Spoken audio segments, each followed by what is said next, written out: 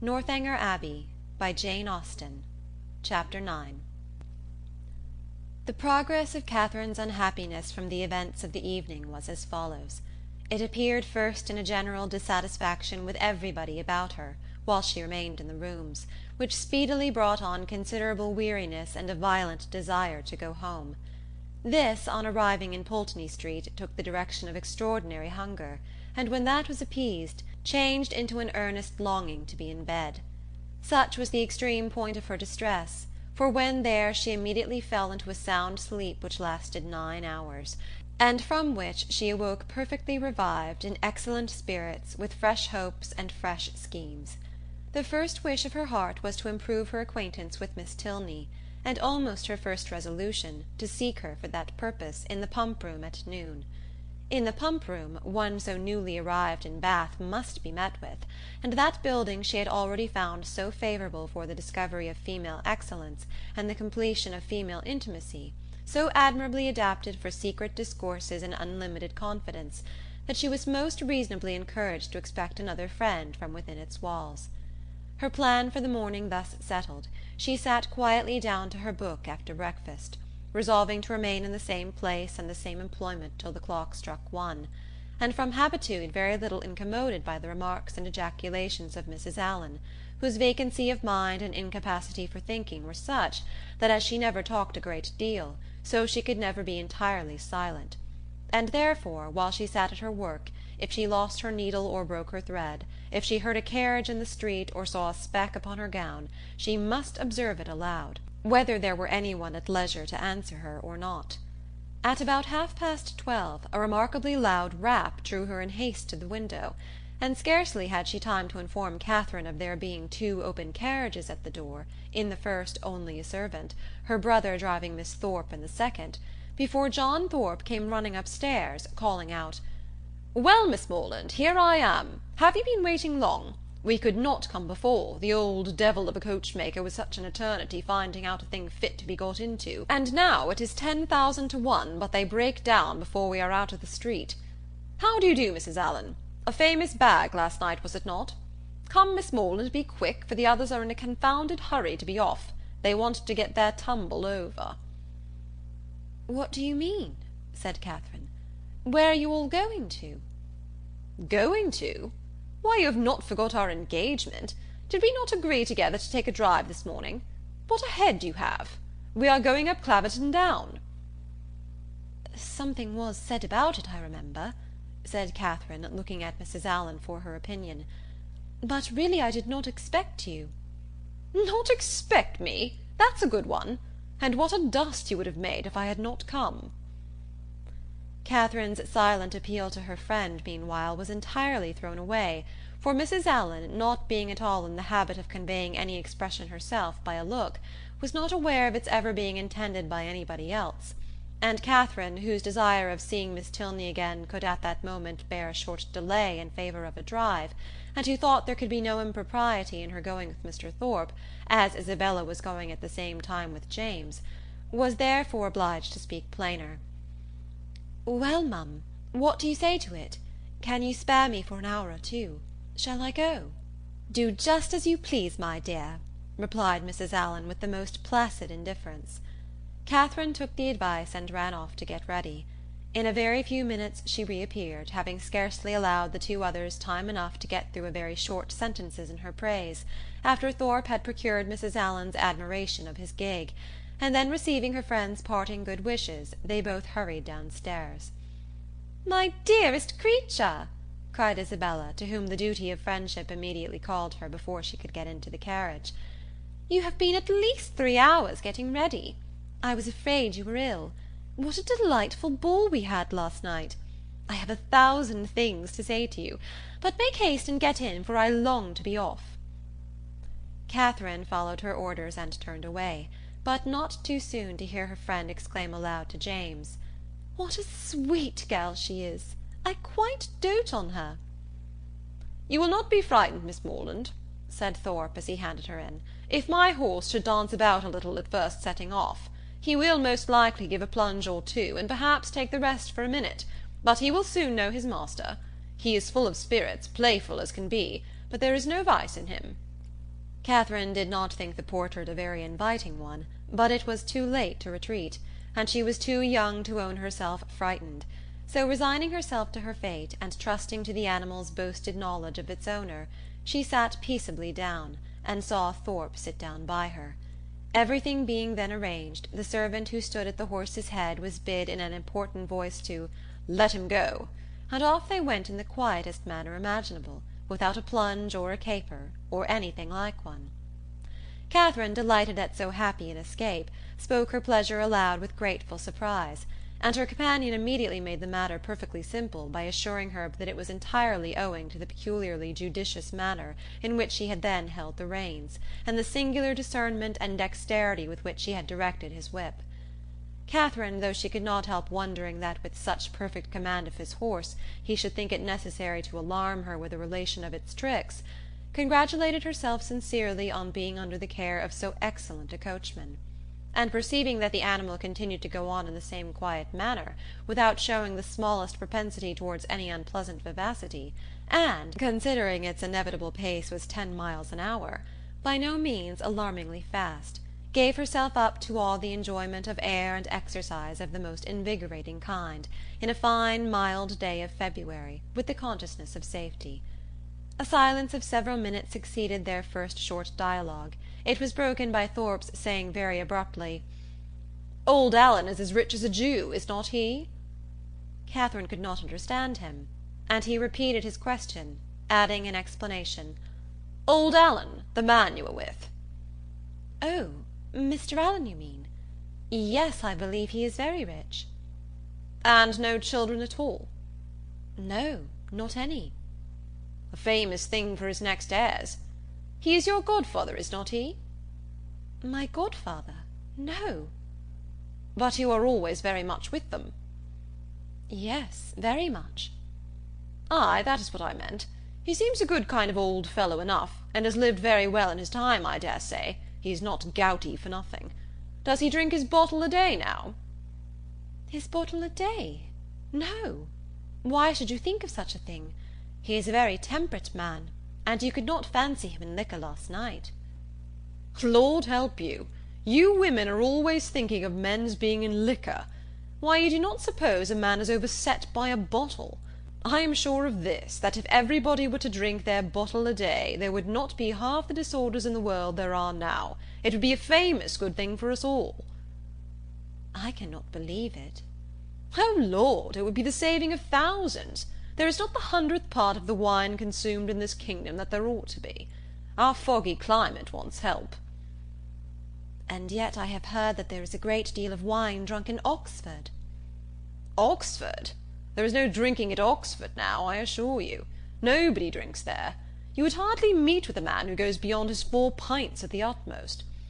Now, for instance, it was reckoned a remarkable thing, in the last party in my rooms, that upon an average we cleared about 5 pints a head. It was looked upon as something out of the common way. Mine is famous good stuff, to be sure. You would not often meet with anything like it in Oxford, and that may account for it. But this will just give you a notion of the general rate of drinking there." "Yes, it does give a notion," said Catherine warmly, "and that is, that you all drink a great deal more wine than I thought you did. However, I am sure James does not drink so much." This declaration brought on a loud and overpowering reply, of which no part was very distinct, except the frequent exclamations, amounting almost to oaths, which adorned it; and Catherine was left, when it ended, with a rather strengthened belief of there being a great deal of wine drunk in Oxford, and the same happy conviction of her brother's comparative sobriety. Thorpe's ideas then all reverted to the merits of his own equipage, and she was called on to admire the spirit and freedom with which his horse moved along, and the ease which his paces, as well as the excellence of the springs, gave the motion of the carriage. She followed him in all his admiration as well as she could. To go before or beyond him was impossible. His knowledge and her ignorance of the subject, his rapidity of expression, and her diffidence of herself, put that out of her power. She could strike out nothing new in commendation, but she readily echoed whatever he chose to assert, and it was finally settled between them without any difficulty that his equipage was altogether the most complete of its kind in England, his carriage the neatest, his horse the best goer, and himself the best coachman. "You do not really think, Mr. Thorpe," said Catherine, venturing after some time to consider the matter as entirely decided, and to offer some little variation on the subject, "that James's gig will break down?" "Break down? Oh, Lord! Did you ever see such a little titopy thing in your life? There is not a sound piece of iron about it. The wheels have been fairly worn out these 10 years at least. And as for the body, upon my soul, you might shake it to pieces yourself with a touch. It is the most devilish little rickety business I ever beheld. Thank God we have got a better. I would not be bound to go 2 miles in it for £50,000. "Good heavens!" cried Catherine, quite frightened. "Then pray let us turn back. They will most certainly meet with an accident if we go on. Do let us turn back, Mr. Thorpe. Stop and speak to my brother, and tell him how very unsafe it is." "Unsafe? Oh, Lord! What is there in that? They will only get a roll if it does break down, and there is plenty of dirt. It will be excellent falling. Oh, curse it, the carriage is safe enough, if a man knows how to drive it. A thing of that sort in good hands will last above 20 years after it is fairly worn out. Lord bless you! I would undertake for £5 to drive it to York and back again without losing a nail."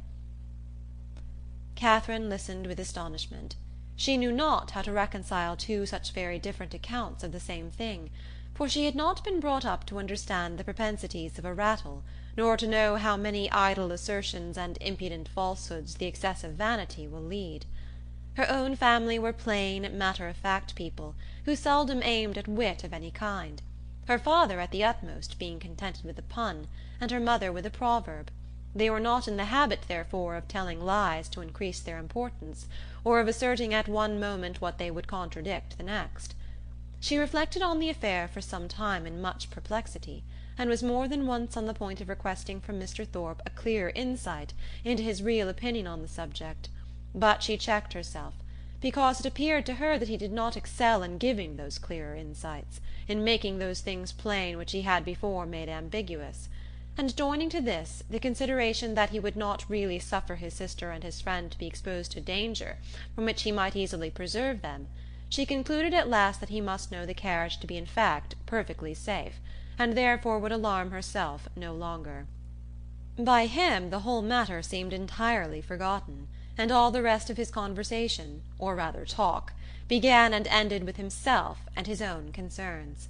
He told her of horses which he had bought for a trifle and sold for incredible sums, of racing matches in which his judgment had infallibly foretold the winner, of shooting parties in which he had killed more birds, though without having one good shot, than all his companions together, and described to her some famous day's sport with the foxhounds, in which his foresight and skill in directing the dogs had repaired the mistakes of the most experienced huntsmen, and in which the boldness of his riding, though it had never endangered his own life for a moment, had been constantly leading others into difficulties, which he calmly concluded had broken the necks of many.